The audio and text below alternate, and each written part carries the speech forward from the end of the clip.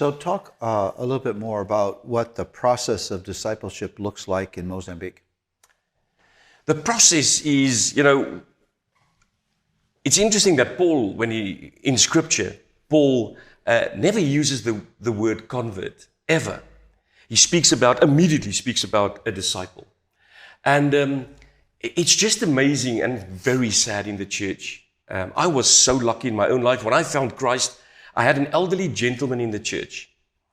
He became a mentor immediately. He didn't wait. He just grabbed me by the shoulder and he said, "Hey, young man, would you allow me to be your mentor and coach and make you a disciple of Jesus?"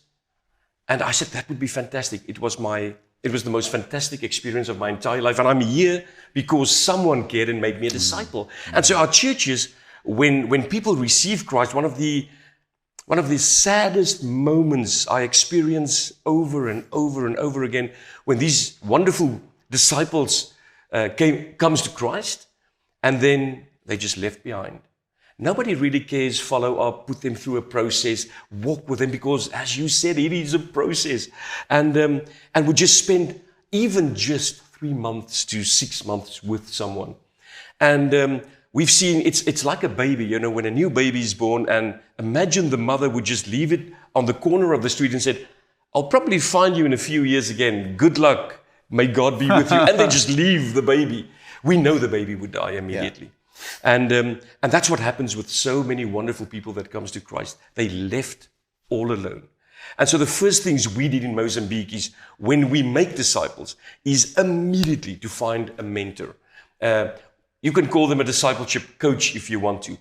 And we've developed these interesting programs for Africa, relevant programs, to bring that transformation in about 3 months to 6 months.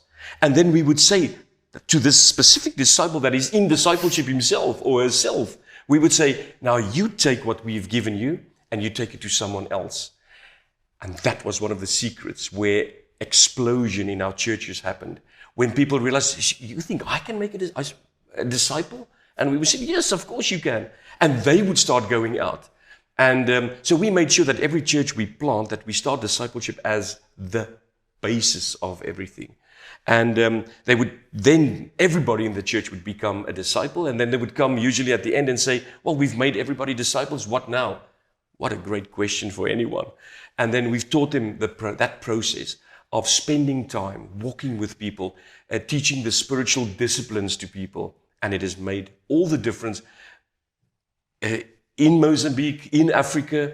We've done it in South and Central America. I've done it personally in the Amazon. And I've seen with my own eyes how God brings that transformation through discipleship.